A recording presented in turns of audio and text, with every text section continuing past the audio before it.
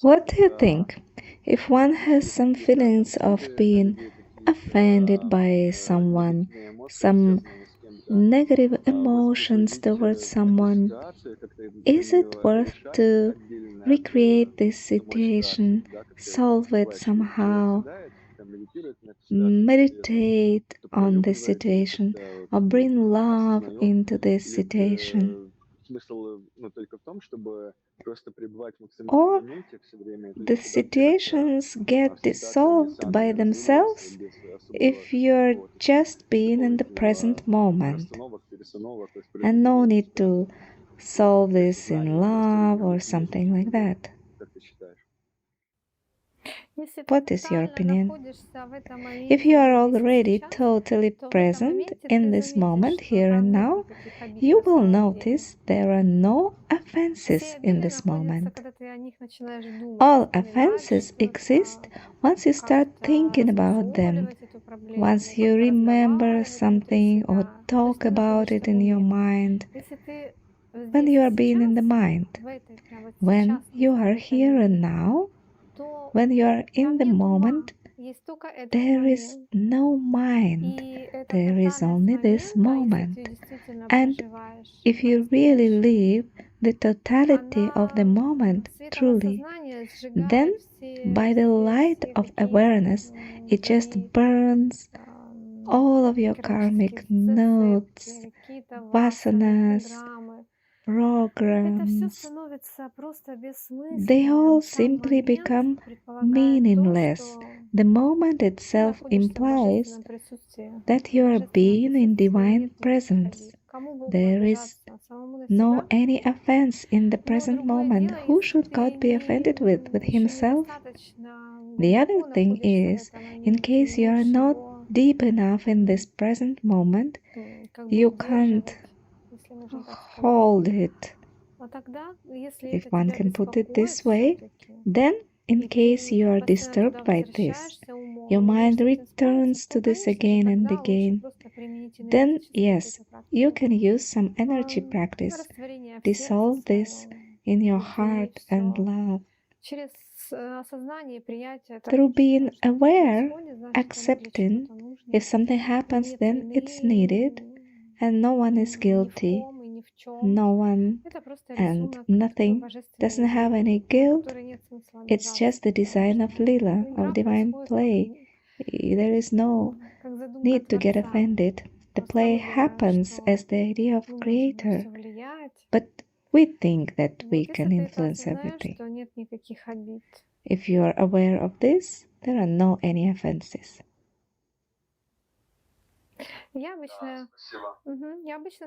Thank you. Usually I suggest the practice to dissolve everything in one's heart.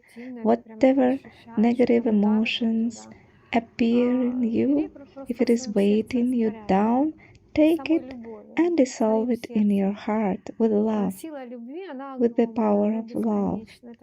The power of love is immense, it's endless. It's the greatest power in the universe.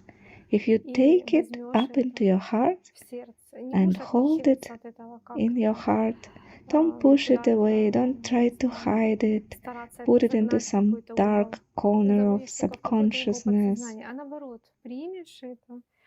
No, you just accept it with love. Okay, if it is like this, it's like that. There is no one to be offended. The one who has offended you, they don't see you as you are. They actually have no any connection to your beingness. There is an image of you in their head, and it says something, gives some comments. There is no meaning in getting offended by this. Just dissolve it, that's it. But again, if you are present here and now, you don't need to do this also. Just be here, that's it. Don't drag this past, these offenses with you. Let it go. Each moment live anew, as if nothing didn't happen in the past, as if you were just born, every moment you are just born and looking with fresh eyes at everything. Sometimes people offend each other unconsciously. A person can hurt you absolutely unconsciously and forget about it. And you are dragging this hurt. You start communicating from the state of being offended. But this state is already not there. You bring it back. Dissolve this and let go.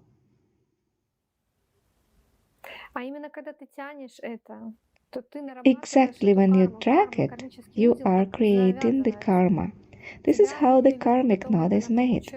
You get offended and then you think about it, bring it into the next day, and then you do some actions because of this offense. This is how the karmic knot is being created.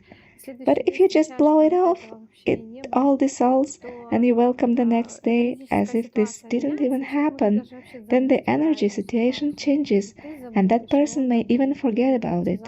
You forget about it and he forgets, and you both go in to look at each other anew and enter the new day with new feelings, new emotions.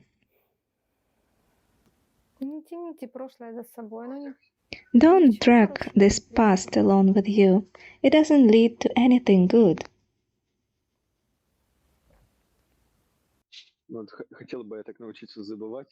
I would like to learn to forget like this. Sometimes I can forget for a while, but then I get busy with something and along with some thoughts that are happening now. The offense also pulls in. And then another thing comes, and then I can't cope with this. You can't forget it. The mind is working, so it will pop up anyway, but you should notice how the mind goes into the past and bring it back into the present. This is a non-stop process. This is what spiritual practice is. Spiritual practice is not when you sit and sing Om or meditate or you're dwelling in some states. No, this is the real practice. When you, same like Durga goddess with a broom, just clean the space of the mind so that not a single thought comes in. You're just in the present moment. This present moment is valuable. You should understand that the value of life is in this present moment. We always live life in this present momentedness. We never live life in the past or the future. Life happens in presence. All masters, they point at this, live here and now, but people don't understand fully what they mean. People just nod, but in reality they're in their states of mind, something remembering all the time, thinking this, that, and there is a kind of sweetness to be in these memories. But you should understand there are pleasant memories and there are unpleasant memories, and all this just kind of brews in the pot of your mind. And you are living life in all these memories, in one more dream of your mind, but not in reality. If you want to wake up, bring yourself back to this reality. Here and now, in this moment, there are no offenses. Actually, there are no any problems. There is nothing which is worth not being in happiness and peace. This moment is always filled with divine presence by itself. You just don't notice this, because there is like a fence of the mind. It always pulls you in like a whirlpool. Just bring it back, bring back. Yes, it's a practice. These are real steps which you should do. No one can do this instead of you. The mind has this habit to always pull you somewhere, either dream about your future or fear for your future. How I'm gonna live tomorrow? What's gonna happen? some moments like that. Just notice throughout the day how these thoughts and emotions involve with you. You are not being in reality. You are watching the movie of your mind constantly. Not you personally, I'm addressing everyone. A human. So it happens that humans don't live the life which is given to them by God in the moment, in reality. They live life creating their own world of the mind and being in this world of the mind. Suffering there, being sad and angry, having fears there, and so on. Until one gets fed up with this once. Then he looks like, oh my God, what's going on? This is like nonsense happening. The world is crazy. You have created this world in your head, yourself. And it's truly like the comedy of absurd. The world is in your head. If you listen to what your mind is telling in your head throughout the day, it's just nonsense. And it's pulling emotions. They don't have any ground.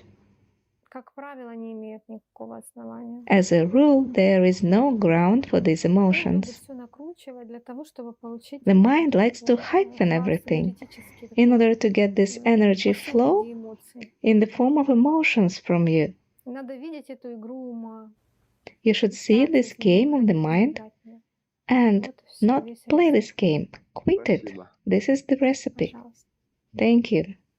You're welcome.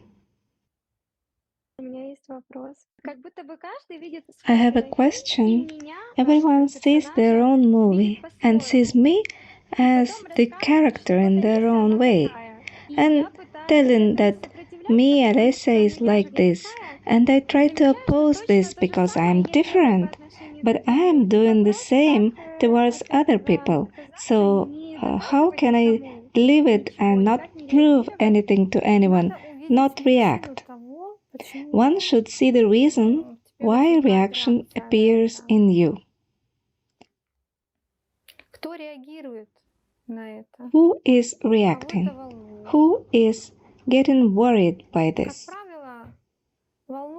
As a rule, it is the person that is worried because the person is something. We are taught like this from childhood. We should achieve this, we should do this, we are striving to this. It is manifested in everything. So this person is thinking that it is so important. I am like this, like that, I have these qualities.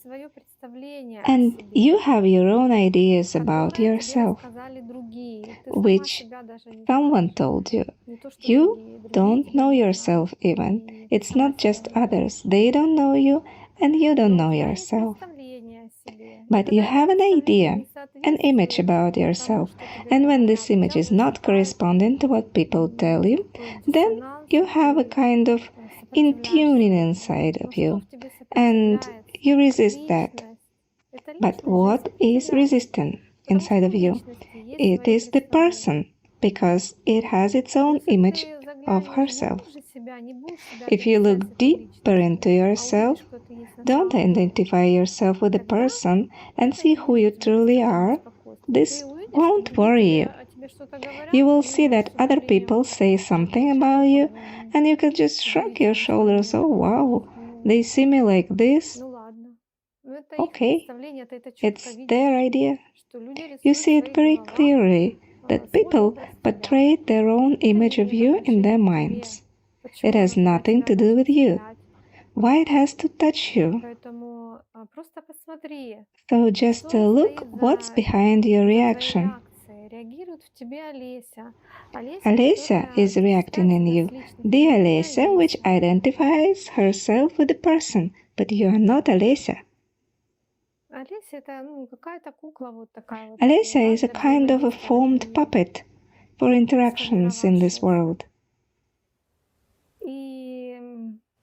The person, everything is perceived painfully, absolutely everything. Even if it is being praised, it will just feed the ego. Ego is always reacting painfully. It always gets offended. It always tries to find out something, to persuade someone in something. To tell someone that these are wrong and those are right. This is the game in the mind. This is the world created by the mind. So it is having some interest to live. If you look deeper inside yourself, you see who you are, then this won't be interesting for you anymore. You will be going on living, they will perceive you as a person, but inside there will be no one who can get triggered by that. You can go on with some game, just so that the game exists. Like the movie is going on, but you are not a character in this movie anymore. You are the seer, you're the spectator. That's it. Then nothing will react in you. You will be calm about it.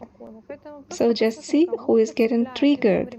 When it happens, who is getting triggered? Look. Okay, this is the ego. This is how it is manifested. This is the nature of the ego to react to everything. But I am the one who is watching the ego. That means I am not the ego. I am the one who is aware of the ego. So who am I? And again, this becomes the reason to do self-inquiry. So all our life actually leads to self-inquiry. Any situation turns you to yourself.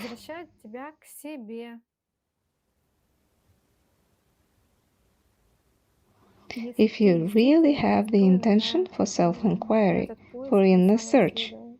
But most of the people, they prefer just to be in this dream, to dwell in the states, to get offended, to prove something to someone. They just like this. Until they get fed up and the soul wants to wake up. Atma Vichara. Today is the one recipe for everyone. Atma Vichara. Thank you. Thank you. So it means that if I have a feeling that another person wants to assert themselves, to have some dominant position, to teach me, so I shouldn't react. I should watch who is triggered, or how to understand the phrase to react as the situation requires. When you are in the present moment, from the moment you see the situation totally differently. In the present moment, there are no any problems. All the problems are when you move to the mind and start to think who is trying to dominate, who is hurting you. Why do you care what they do? It is their problems. They dominate or not, whom they dominate, whom to dominate if you are everything, if you are the eternity. Who can dominate whom if you are the eternity and the other person is eternity as well? So eternity is dominating eternity. You are divine, they are divine. There is some lila going on. Okay, play this game. Someone is dominating, someone is not. You can't be serious about this if you know who you are. If you don't know, then look into yourself and study who is getting triggered by this dominating. Sometimes you should play this game and they stop dominating because there is no one to touch with this. There is no one in you to react to this. You're looking at this with love and just playing the game playfully.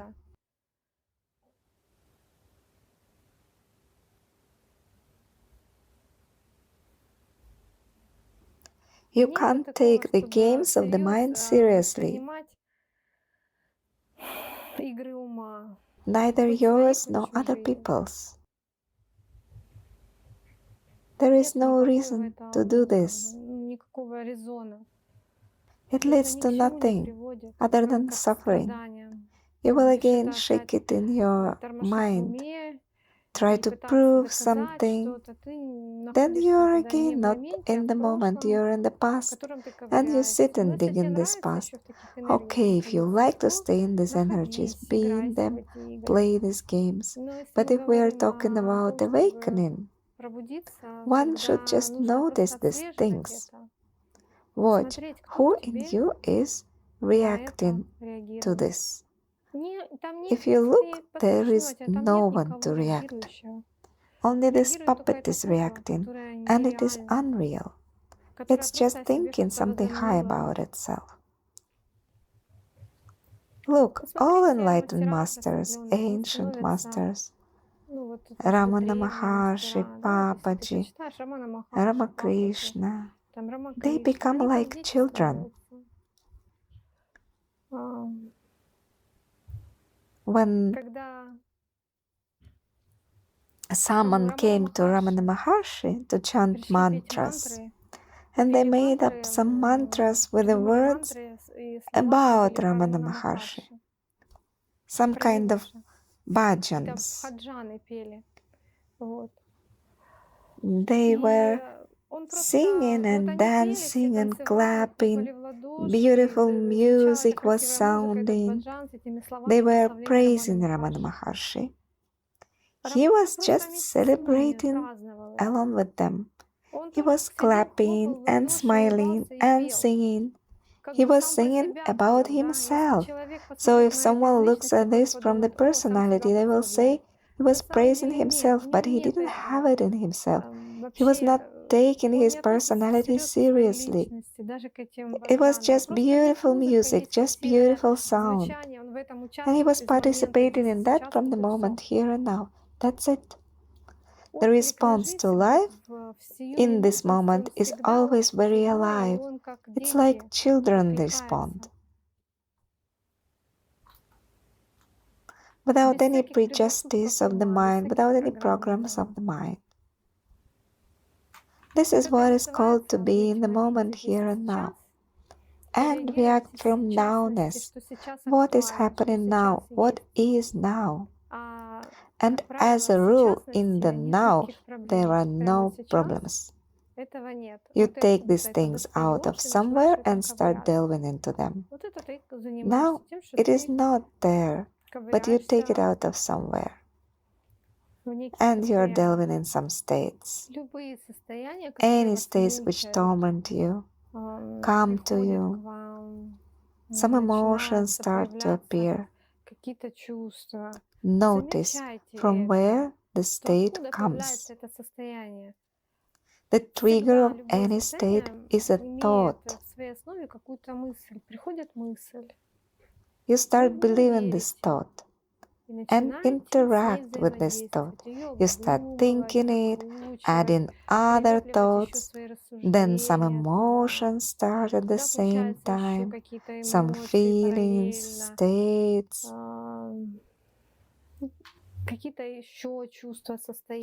So that becomes a kind of a ball which builds up.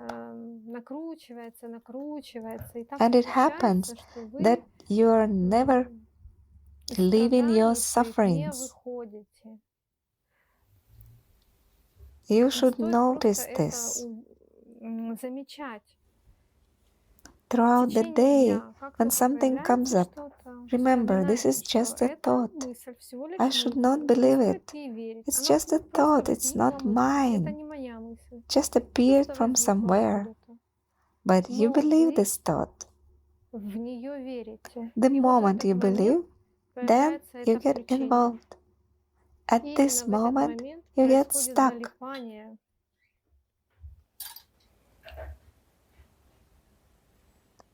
You stuck deeply into this. And then this ball of suffering builds up, and all life goes on in this kind of states. This is why we speak about awareness of living every moment. You're vigilantly present and you watch all what happens to you. But if you like being in this, you will go on being in this, no matter how much I talk about it, until you get fed up, until you get enough of suffering. Then you will have a desire to live it. Your desire will be so strong that you will have enough awareness to be aware of this every moment. Everything happens here according to your wish. Until you like to be in this, you will be in suffering. The moment you get fed up really with this, you won't be in this anymore, because there is a way out of suffering.